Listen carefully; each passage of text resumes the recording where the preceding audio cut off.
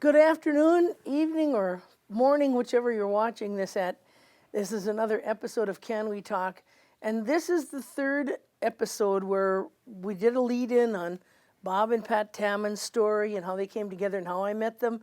And then more about the water and a little bit about the map behind us and taconite tailings and the mines up north and Bob's involvement in that. This hour will be focusing on the issue of the mining that's still going on in northern Minnesota, the taconite tailings that are still leaching into our groundwater, and Bob's involvement and Pat's is over the period of 14 years now on Polymet. Yep. And so this is the episode to really pay attention about this groundwater stuff. And our water, our Lake Superior and our boundary water, all of it, how it's all connected. And Bob Tammen here is my guest, and his wife Pat is over here. Tammen, am I saying it right? That's right. Okay. Yep. And they're the resident experts on, and you don't live here, but close enough, that have been willing to come down. They live clear up by Sudan, Minnesota, which is a long ways from here. They come down to do this filming today. So you could be educated, and I could learn too, on the whole issue of mining in northern Minnesota, where we're at today, the Polymet, how it's been stopped again because of a group that's suing, if I believe. And so we'll talk a little bit about that. And I'm just going to turn it over to Bob and let him go from here on. Well, thank you, Robin. It's good to be here with you again. And, you know, I did actually work in the mines for several years. I made little rocks out of big ones. And I did electrical work in the mines. I worked directly for Mintac. That's the largest single taconite operation in North America. And I started there 50 years ago, so I was kind of a restless young man. So I worked there about 4 years and I quit, went to work for contractors and doing electrical work. And of course, I ended up working on Mintac's property again because they expanded that property a couple times. They went from 6 million tons to 12, and then I think up to 18. Then they dropped back a couple tons and replaced some of their equipment, so they lowered their capacity a little bit. But I worked in several mines in Minnesota as well as several other states. You know, my wife Pat and I both like to travel, and so I worked in Upper Michigan on iron mines. I worked out in North Dakota. They had a coal gasification plant there in the coal mines. Montana, silicon refining plant. Wyoming, they had a plant out there. I think they call it a soda ash plant. And I've been in several mining communities, and you know, now that Pat and I are retired, sometimes I go back and visit those communities where I worked many years ago, and really, none of them are thriving.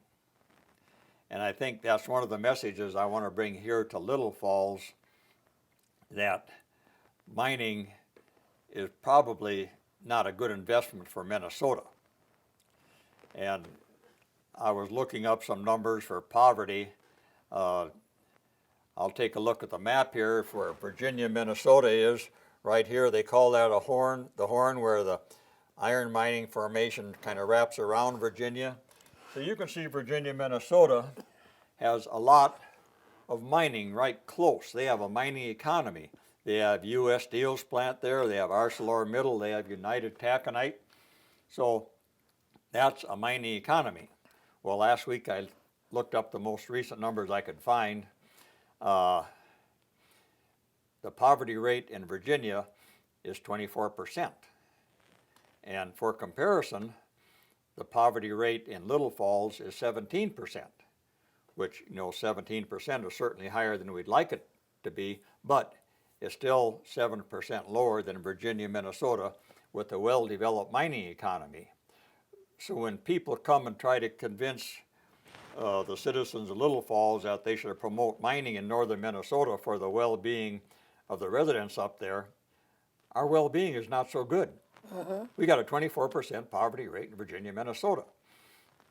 And as far as economics, I think I mentioned that earlier, that we're subsidizing our existing iron mining industry. And if we force up the price of iron to subsidize our iron mining, we're also raising the price of steel that our farmers and manufacturers in Morrison County are using in their businesses. So we're robbing Peter to pay Paul is what it amounts to. And it's not for the long-term benefit of people in this part of the state to support mining.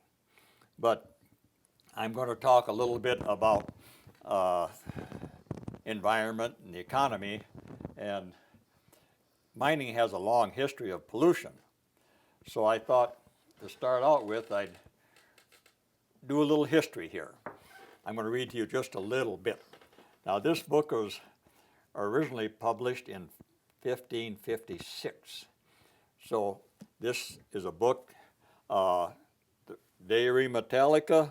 It's a book about mining, written by somebody who loved mining, and but he was aware of the problems caused by mining.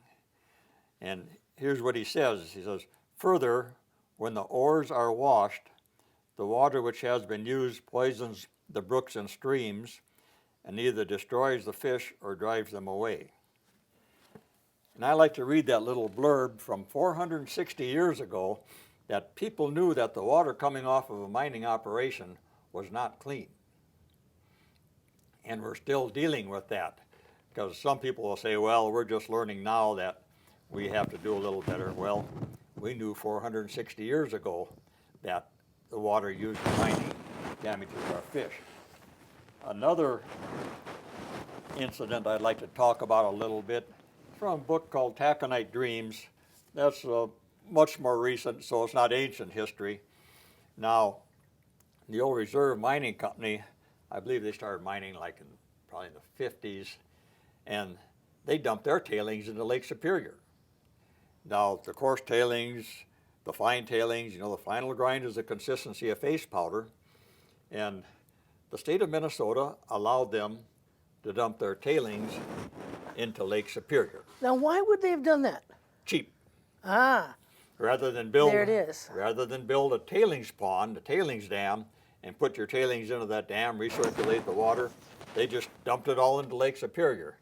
Now, the thing is, they told the people of Minnesota that those tailings would go to the bottom of the lake and stay there. Well, they're scientists. They did their studies. You want to believe them. And there weren't many people that objected strenuously to that plan. The people that did were commercial fishermen.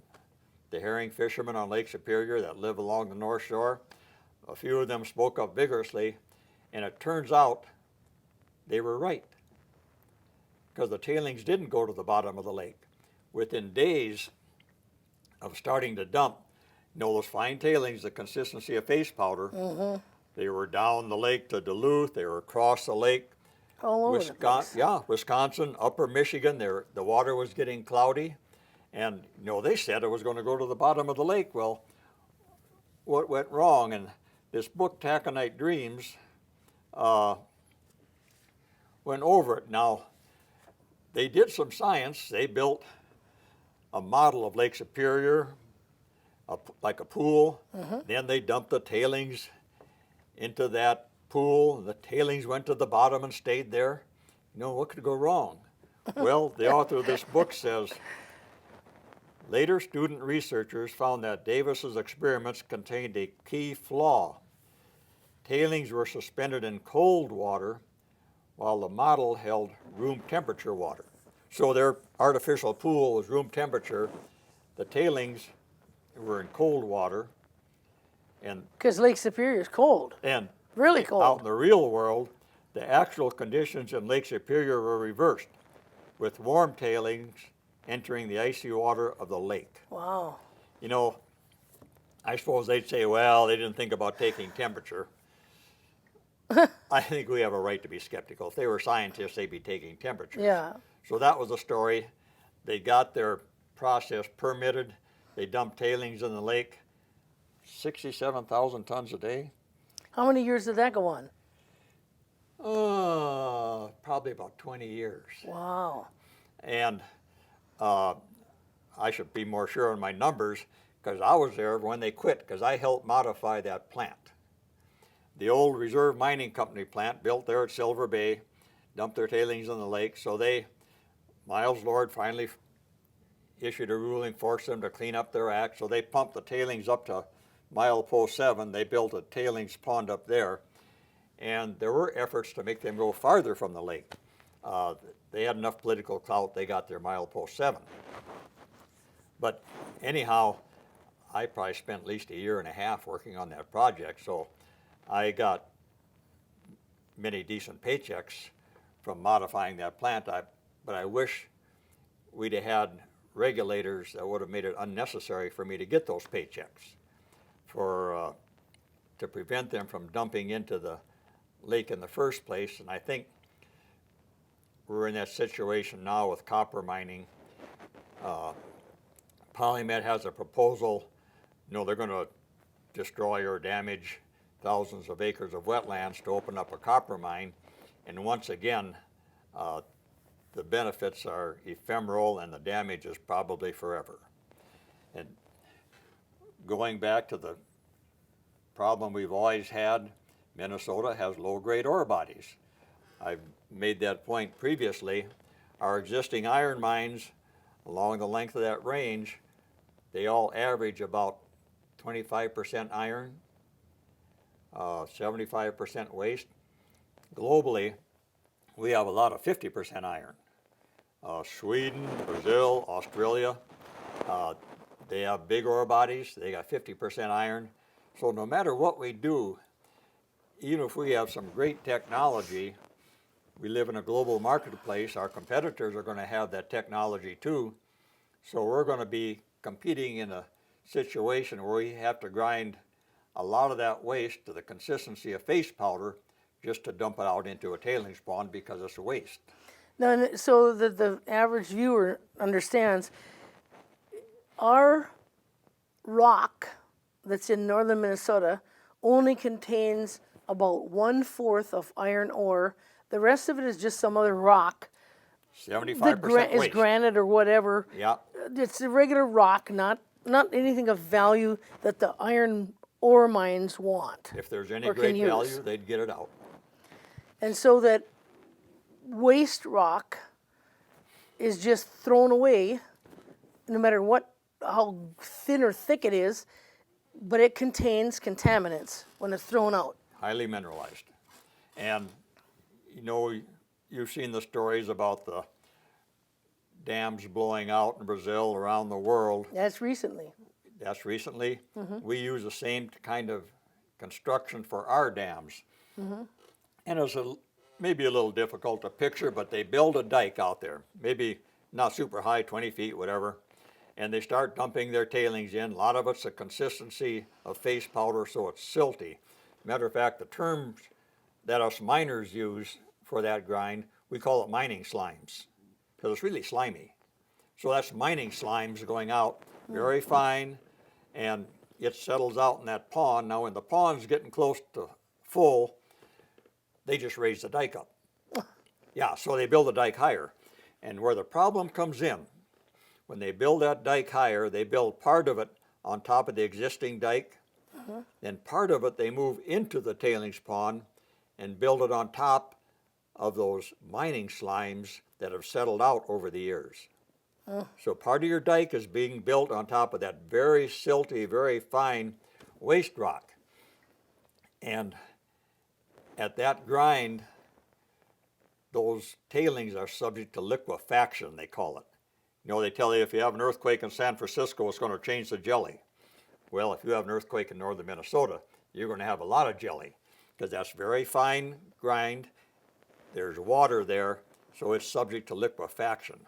If you watch television, I think they have a film of that dam that blew out in Brazil. It's just whoosh. All of a sudden, the whole thing, instead of a solid barrier, it's a slushy, gel-like stuff, and it just blows out. So that's what we have in northern Minnesota. We'll have several large ones on the range. Some of them have been reclaimed already. They cap them off, maybe plant little alfalfa up there, get some public relations, have some farmer come up there and harvest that alfalfa. But in truth, every operating mine on the range has a tailings pond, and they're all leaking to a certain extent. Now, what do you mean when you say cap them off? They fill them in with dirt? Some of them are. They're all done. If you can imagine building this dike up, you got that tailings pond. Now, it's not water all the way to the bottom where it started out. They're filling it up with tailings. So it's like a bird bath sitting on top of a big mound. So if the whole thing blows out, it's a catastrophe. If they build it up to where they think they don't want to go any higher, then they probably drain all the water out of it, let it leak out, and then cap it off, plant some shrubs or whatever, grass, alfalfa, and so it's no longer a pond up there. But this reclamation is a little bit of an art too. Pat and I went to a mining conference in Reno a few years ago, and one of the young reclamation engineers was telling the audience, of course there's not a lot of clean water people in the audience, it's a mining conference. And the young engineer told the audience, you know, when you do your reclamation mix, of course there's different policies. Maybe you want to go native vegetation, what it was before they mined if you can. But he said when you do your reclamation mix, put plenty of flowers in your mix. So when they take photos for public relations, you have pretty pictures for your reclamation photos. So they're a cynical outfit. But anyhow, that's a big problem. We've had problems on the range with our dikes. Hibbing taconite had a 1,000-foot crack in their dike several years ago, so they rush out there and repair it. And the only way I found out about it, when they repaired that crack in their dike, they had to fill a wetland to put a buttress out to support that dike, and they filled a wetland. And I think the law is pretty clear. If you fill a wetland, you're supposed to have a permit. Of course, it was an emergency situation, so they applied for the permit after they filled the wetland. And the Corps of Engineers gave them their permit, but that's where I saw the details, that they went out one day, they had a 300-foot crack in the dike, the next day, a 1,000-foot crack, and it was an emergency situation. So these dikes are not safe, and after we've seen the ones that blew out in foreign countries, and we see that we're using the same, what they call the upstream method of construction. And when I explained how they build their dike on the tailings that have already settled out, that's upstream of the dike wall. So that's why they use that upstream designation. And the taconite tailings ponds is the same thing as the dike you're talking about. The dike is the dike edge is the dike of the, around the tailings yeah, pond. okay. You know, usually you got some little lower spot close to your mine or something, so you just start building a dike. One of the problems is they build their dikes on top of peat. Which is smushy. Which is squishy. Yeah. That's a good way to describe it.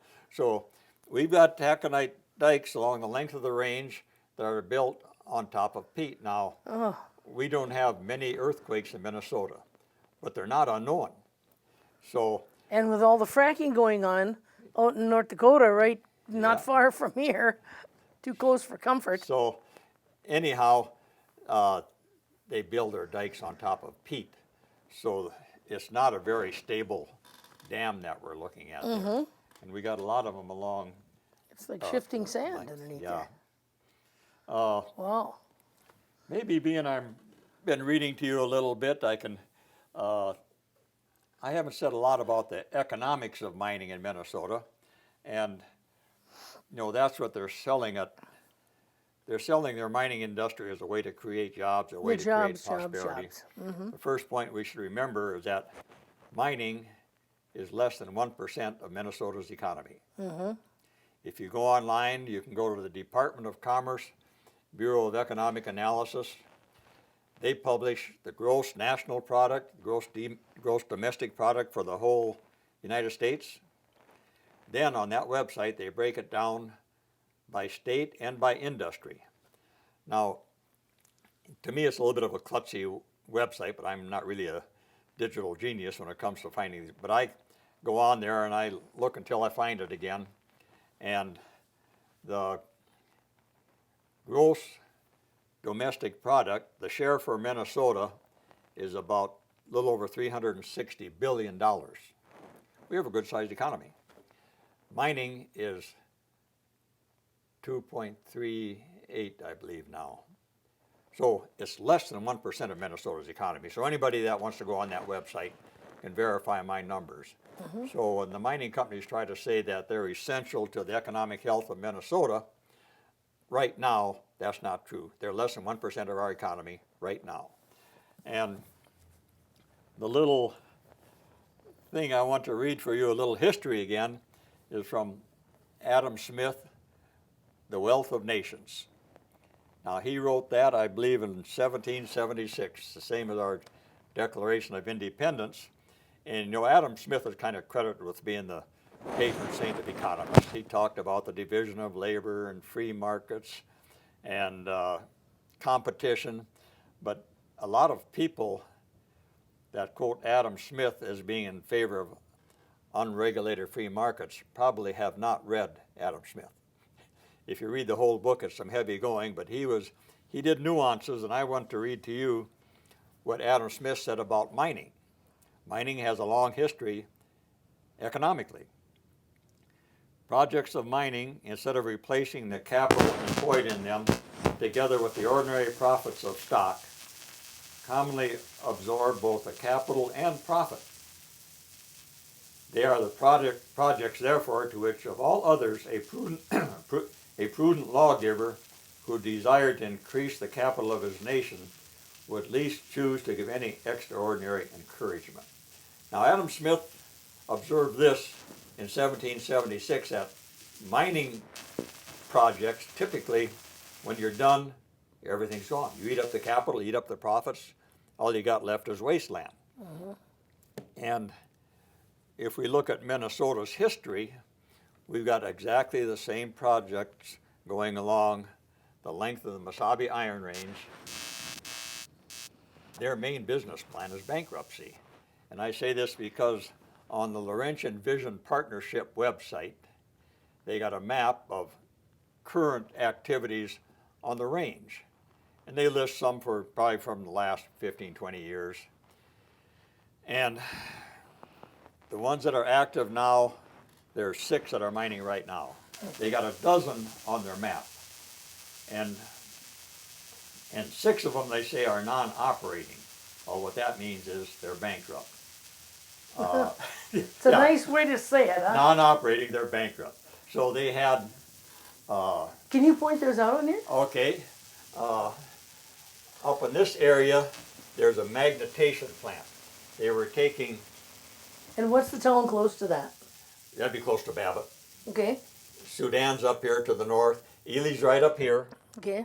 So Babbitt's down here someplace.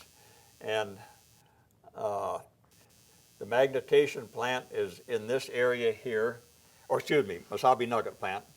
Now what they were doing is taking pellets, which are 65% iron, and enriching them to, I believe, a little over 90%. And you know, when the price of taconite pellets was up over 180 bucks a ton, that was a moneymaker. When the price drops down to 45, bankrupt. So magnetization is bankrupt. Then, excuse me, Mesabi Nugget, I keep mixing them up. Magnetization is down on this end of the range. Now, magnetization, I believe Larry Lettinen invented a good process for going into old tailings ponds, old waste dumps, and from 50, 100 years ago, recycling them through his process again, and he'd pull out enough iron to be economical when the price is up $180 a ton. When the price goes down to 45, all 4 of those magnetization projects in this area here are bankrupt. We also had a company called SR Steel. On my map, it's still titled SR Steel. That was a company from India that was going to build a plant to mine iron and make steel products beams and stuff right on the site. Oh, interesting. They blasted through a bunch of money. They're bankrupt again. And so that's another company that we had high hopes for creating jobs in the range. They're bankrupt. So they've got, So not even making the stuff there, well, where it's being produced, that wasn't even profitable. no, so we're stuck in a situation, no matter what we do, our ore body is only 25%, our iron ore body. And so when you look at these dozen projects along the length of the range, 6 of them are bankrupt right now. Now we got 6 operating taconite plants going right now. Half of them have been through bankruptcy in the past. And did any of that bankruptcy stuff get created because they were made to clean up the environment, or no? You know, usually Minnesota has a history of allowing these companies to bail out and not clean up. Now, Yeah. Silver Bay, their mine, that was a reserve mining company. Their pit is on the northeast end of the range here, right pretty close south of Ely. That was the old reserve mining company, Silver Bay processing plant. They mined the ore there, and then they shipped it by rail to the shore of Lake Superior, Silver Bay, where they crushed it and dumped their waste into Lake Superior. They went bankrupt, and they had some cleanup problems. The first purchaser, I believe, was Cypress Minerals. Now, so Cypress Minerals bought that company, and the state allowed them to avoid legacy environmental problems. That means they didn't have to clean up the environmental damage, and some of that damage was from a barrel dump. Now I can still picture it as a young man working in the mines. I'd go into that lubrication room. There's 50-gallon or 55-gallon barrels of heavy grease. You got a lot of big gears on those plants. So they're pumping that grease out, so I'd have to go in there and troubleshoot the timers or the pressure gauges, whatever wasn't working. And I saw all those blue barrels, dozen blue barrels sitting there. And you know, every now and then they were changing them out. And I never gave any thought to where those blue barrels were going. Well, they went out into a hole in the ground behind the plant. In the case of reserve, they discovered that those barrels contained grease that had some lead in it, I suppose for superior lubrication. Anyhow, that lead is making its way to Lake Superior. They have a cleanup problem. So the state of Minnesota went in, and I think it's probably $14 million. So the good taxpayers of Little Falls and Morrison County helped clean up the mining company barrel waste dump on the shores of Lake Superior. Wow. And the plant where I worked at, Mintac, had a barrel dump. And I read about that, and they didn't even make them clean it up. They allowed them to put a cap over it, I suppose, something to shed the water. And they said whatever was leaching out of that dump was not near water supply. So as far as I know, that site is still leaking, but as long as nobody's pulling water out of that aquifer at that spot, they're going to let it leak. And that's why I encourage you to learn whatever you can about the groundwater in this area, because it's really devilishly difficult to clean that up once you've made the mess. So, you know, having worked in the mines, I hear stories. And, you know, this is hearsay, so you and your viewers can take it for what it's worth, but I was talking at the Blueberry Festival. Pat and I volunteered for the Blueberry Festival in Ely. And I had my big map there, and some of the people, the clean water people, like it. Some of the miners thought I was not being faithful to my occupation. I don't know, but a miner came up and started talking to me. I could tell he was a little favorable. And it turns out his dad had been my journeyman when I worked at Mintac. So we had a little connection. He was telling me stories. He said, when he was an equipment operator at Mintac on one of the waste dumps, somebody came out from the plant with a pickup with some barrels and bags full of grease waste. You know, the grease drips off the gears, so you got those heavy plastic bags. You put the grease in the bags and the rags and then the barrels. And a guy came out with a pickup load of that waste and told him, foreman wants you to bury this in this dump. He said, well, I can't bury that here. And the driver says, foreman says, bury it. You know, so what do you do? And that's the thing with the mining industry. You get put in situations where it's economical to cut corners. It's economical to cheat. And that's what they've done over the years. So who knows how many of those barrels, those waste dumps we have along the length of the range, they're probably lost. They're just sitting there seeping out a little bit of poison into our environment. And What's the history of this whole area here? When did mining first start in this area? mining first started in this area, 1883 approximately, in Sudan where Pat and I live, right up here. That was a very rich ore body. It started out as a little bit of an open pit mine, and I would encourage your viewers to come and visit our underground mine state park in Sudan. It's a wonderful tour. They take you down a couple thousand feet. They show you how they mine. There's rooms way bigger than this room where we're filming, where they were mining. It was a fairly solid formation. It was relatively safe underground. I've been there with my kids when they were younger. We went down in the clickety-clack little cars. Yeah, that's it. Down in there. Couldn't handle that now because I'm claustrophobic now, but Well, back then it didn't bother me. So It was an interesting tour though. It The is. kids loved it. And it's a good tour. There's a fairly rich ore body. I think there's still some more down there, but it's underground, very hard ore body. With these open pit taconite mines, you can use huge machinery. Everything's mechanized. I think it's only a matter of time until they automate their trucks too, so we won't need truck drivers anymore. The jobs are going away, but we're still going to be mining. But anyhow, Sudan was one of the first. We had a lot of mining along the length of the range. It was rich ore bodies. In 1941, we still had a lot of rich ore left then, 1941, but some far-seeing governor and legislature created the IRRB, the Iron Range Resources and Rehabilitation Board. They thought, in the future, we're going to have to transition.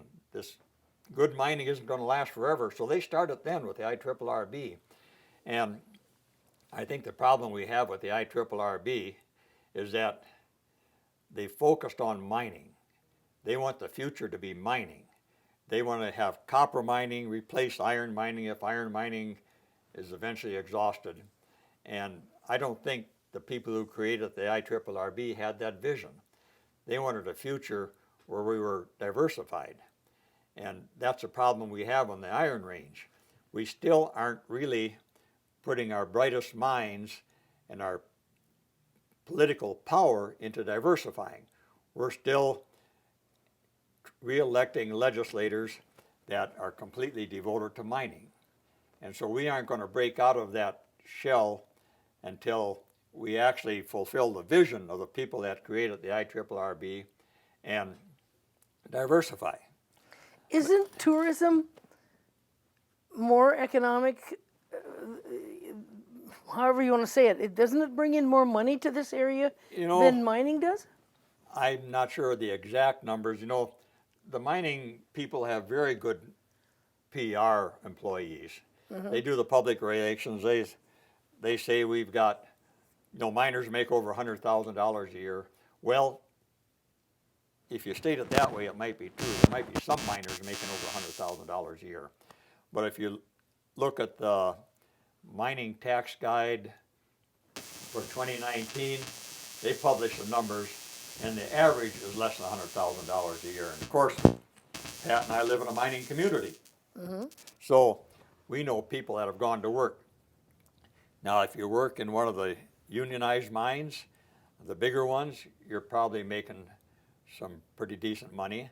But I'm also aware that before Mesabi Nugget went bankrupt, they were hiring people coming in at $12 an hour. Now, I suppose that's better than minimum wage, but it's not a wage you can support a family on. No, No, no, $12 an hour is not a $100,000 a year job. Mm-hmm. And you can see that's the way we're heading a little bit. The newer mining operations aren't necessarily going to be organized by the steel workers. They aren't necessarily going to be $100,000 a year jobs. So along the length of the range right now, we have 6 operating taconite plants. I believe they're all operating right now.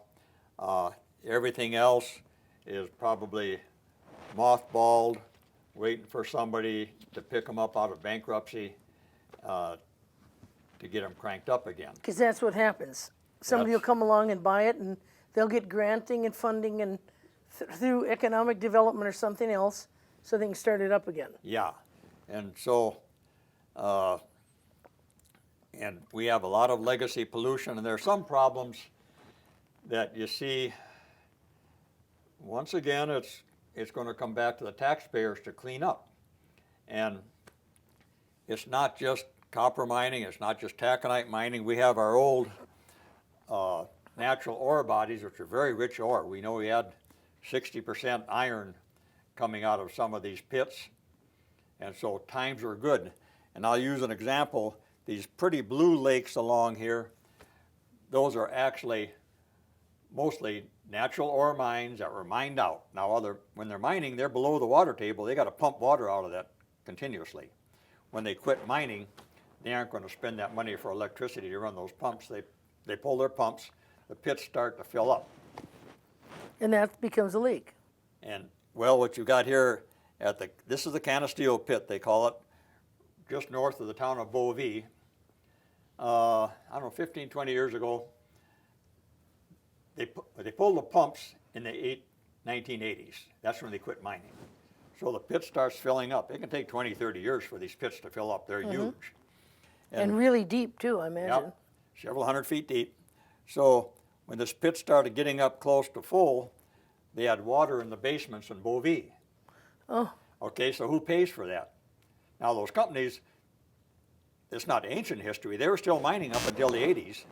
Those companies are gone. The state of Minnesota paid to put in a drain to drain some of that water away from the good people of Beauvais so they wouldn't have the water in their basements. And they're trying to work on a permanent fix to have a spillway and get rid of that water. Maybe 5 years ago, now Magnetation had a plant in that area. They were going to recycle some of the old waste dumps. And so Magnetation was using water out of that pit. So they were starting to lower the water level. So everybody was happy. The DNR wouldn't have to take care of that excess water. Magnetation would have jobs. Well, a couple of years ago, they're bankrupt again. So here we are, the taxpayers of Minnesota, looking at an old mining operation. Nobody's mined there in that pit since the 1980s, but we're stuck with the cleanup.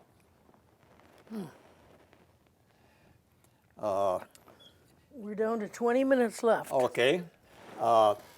Maybe I don't believe I've talked about where the watersheds divide on this program yet. No? Okay. The red lines are watershed divides. This is the Laurentian divide. The water to the north of this divide goes into the boundary waters, Hudson Bay eventually. In this area to the south and east, it goes into the St. Louis River and Lake Superior. Over here to the south and a little bit west, the Mississippi River drainage. So your viewers are getting water from our mining industry, and that water is degraded. There's a dot here I put, that's where the watershed divide. And you know, the tribes say, we knew that watershed was divided was there generations ago. That's a sacred spot to us. And they let the tribes go in there for ceremonies. You know, I think where the watersheds divide should be a sacred spot for all of us. I think we should all be able to go and visit that spot. But it's the nature of the mining industry. They say that's private property. here again is a Hibbing taconite tailings pond, the one that had the 1,000-foot crack. And you can see the west edge of that tailings pond, that's a divide now. So that tailings pond can leak either into the Hudson's Bay watershed or into the Mississippi watershed. You go up here to Mintac, their pit is on the south side of the divide, their tailings pond is on the north side of the divide. So they probably have choices. If they want to dump some water, they could pump it either way. But if it's degraded water, the state, I think, and a lot of us people paying attention to our watersheds up north are trying to keep them from dumping any more of their degraded water into our public waters. You know, Virginia, again, is a good example of what you get with a mining company economy. Here's Virginia right here. The formation wraps right around, so you've got a lot of mining. Mintac, the biggest taconite operation in North America. And when I started working there, I think our productivity was 6,000 tons of pellets per year. That's 50 years ago. Now it's doubled, so it only takes half as many people to ship the same amount of ore. And so it's not creating... No, the jobs aren't there. Productivity has doubled. Of course, another story about Mintac is that when I started working there 50 years ago, I walked into the door of that plant and there was not a single woman working in that plant. The mines did not hire women. And in the 70s, the ladies took them to court and taught them some sensitivity. So in the 70s, the mines started hiring women. And of course, Pat says that would explain why productivity doubled. But, but that might be part of it. I suppose you probably agree a little bit. Anyhow, it was a tough battle for those women. Now, just one question. This is the area you said water could go this way or it could go this way. What controls that? Rainfall? Or what makes it go one way or the other? That's just the natural watershed. You know, and the mining companies are changing that to a certain extent. When they mine something, they can move. You know, you can see the watershed here runs right along the west side of that tailings pond. It probably came through here, right through the tailings pond umpteen years ago, but when they built the dike out here, that meant the water had to go this way or this way, so they moved the divide. Another example is on reserves, North Shore Pit. Now if you look at the map, here's a red line, there's a divide coming right, this gray area is the North Shore Pit.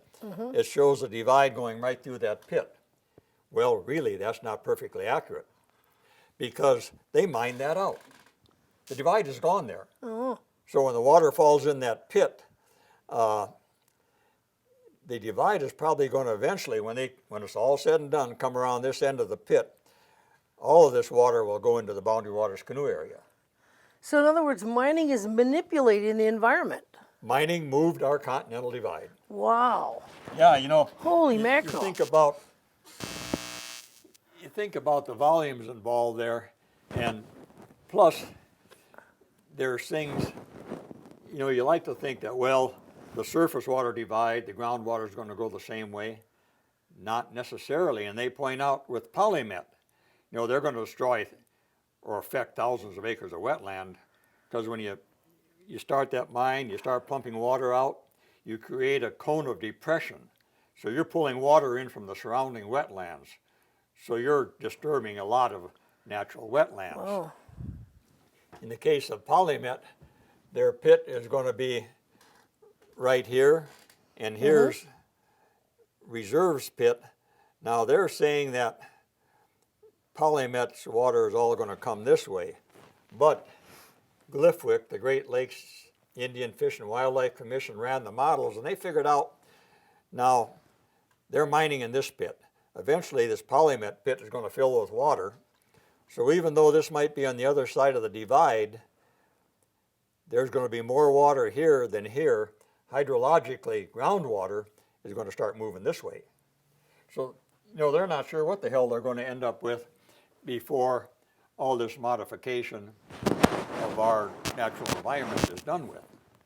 And This green line here is the northwest edge of the Duluth complex. Now what we're looking at here, all this mining I've been talking about with taconite, natural ore, that's about a 2 billion year old sedimentary ocean bed. You know, we were a big ocean here at one time. And so for millions of years, you had iron settling out in this ancient ocean. And then it tipped a little bit. You can see the diagram here shows it coming down to the south. So that was plate tectonics, things moving around. So that's 2 billion years old.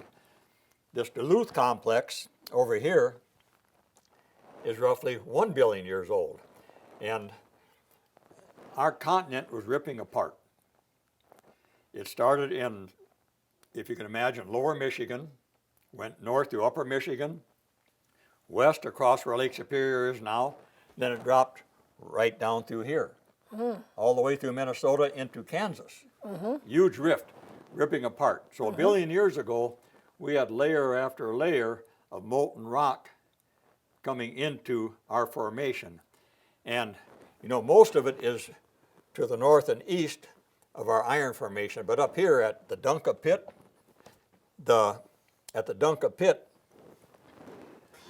that mid-continent rift, molten rock laid on top of the iron, the taconite. So when they went after the taconite, that low-grade copper was race rock to them, they piled it up. And so air and water gets at a sulfide ore body, you got acid rock drainage, acid mine drainage. So we had tons of nickel going into Birch Lake.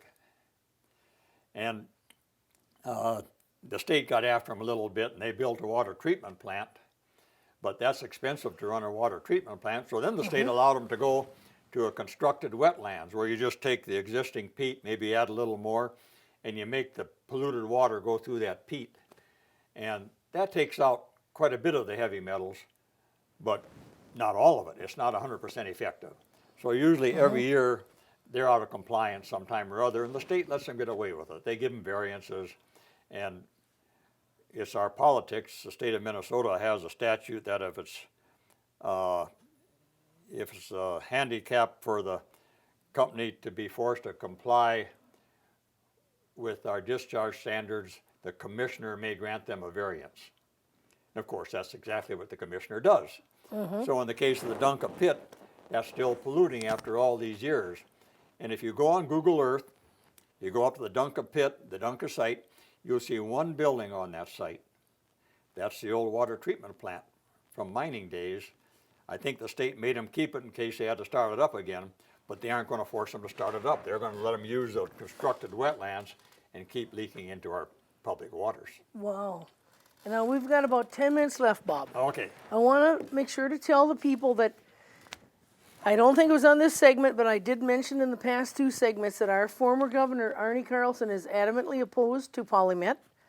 He spoke recently at Duluth about that. And for people, so they can look this up themselves, read this article. I was going to highlight some things in here.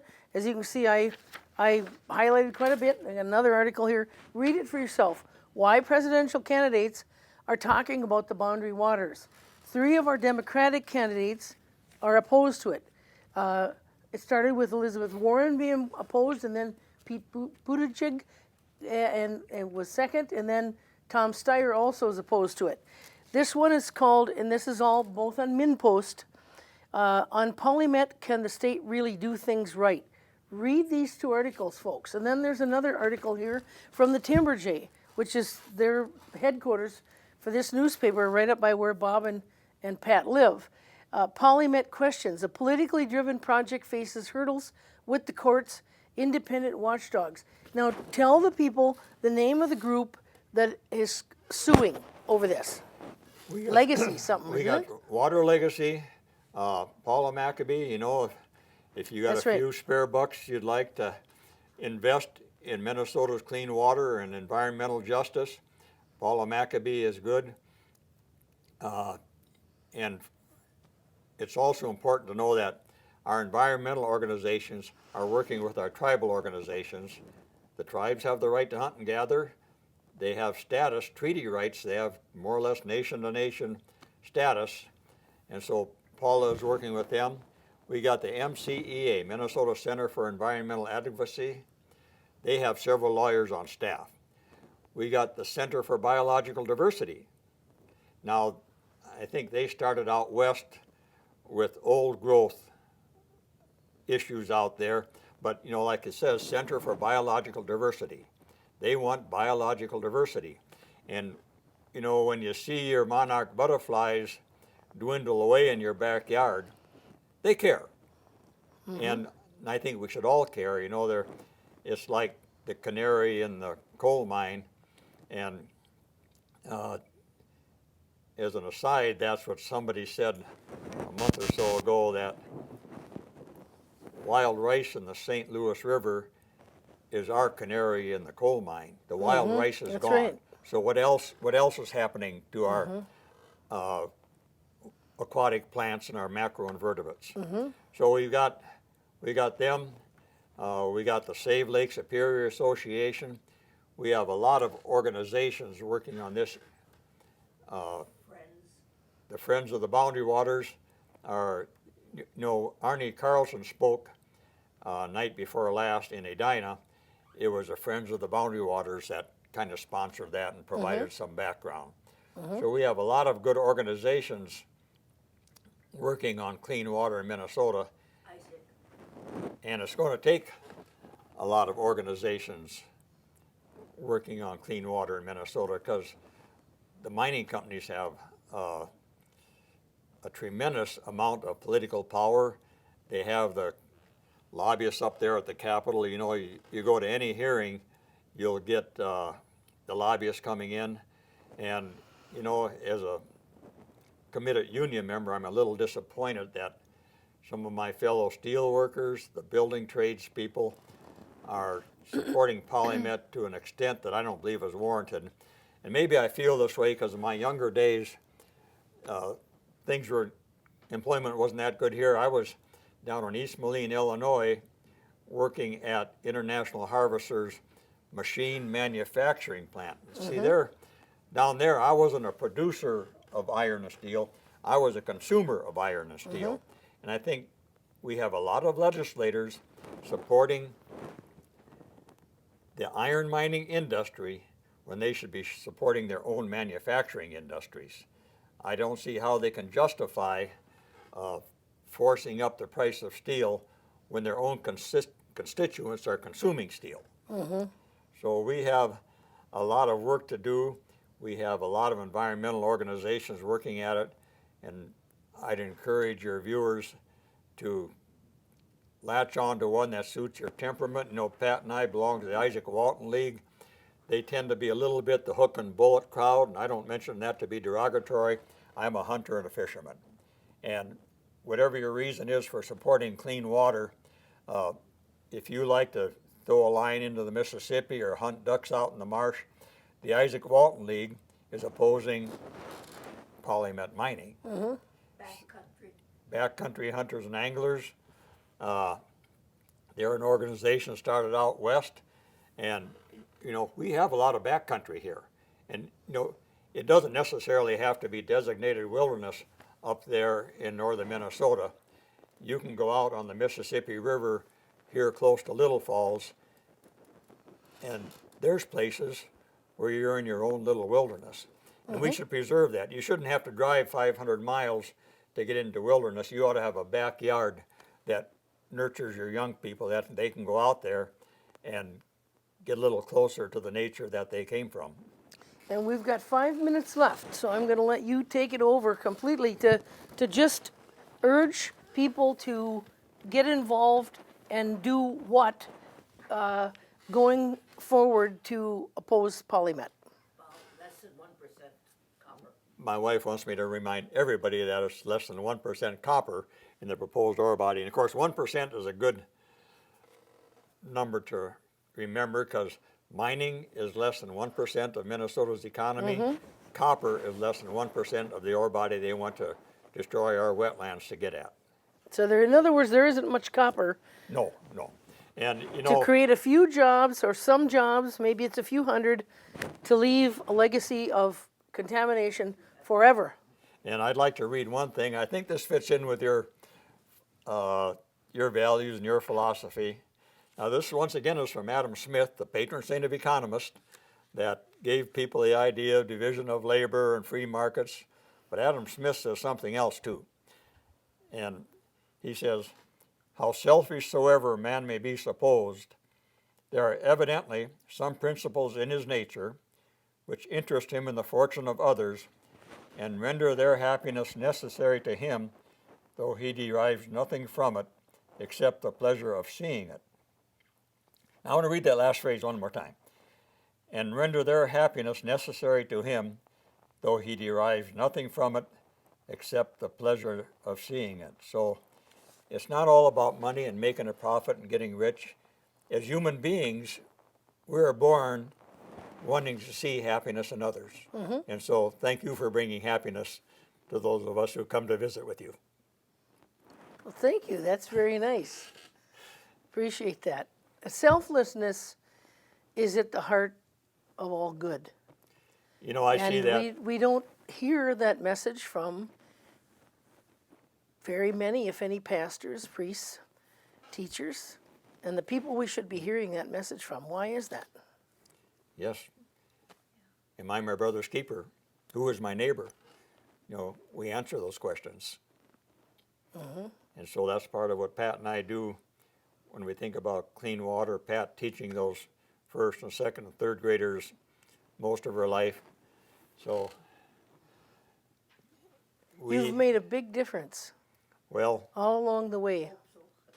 you know, it's John Kenneth Galbraith was an economist, and you know, people sometimes ask Pat and I, it seemed like a heck of a struggle with mining. You know, what's the use? And old Galbraith said, if you watch a cloud of gnats, they'll be floating there, and all of a sudden they all move this way. Then a minute later, they all move that way. Is what makes them move? Well, I think it's us. If people are going to move, people like us have to keep pushing to get the cloud of gnats ready to go in the direction that's better for I human think that's beings. absolutely true. We just need more of us We to do. move more gnats. And we're getting more. The message is getting out there about whether it's about mining or clean water. We have some very big money fighting us, but we have a lot of little people supporting us.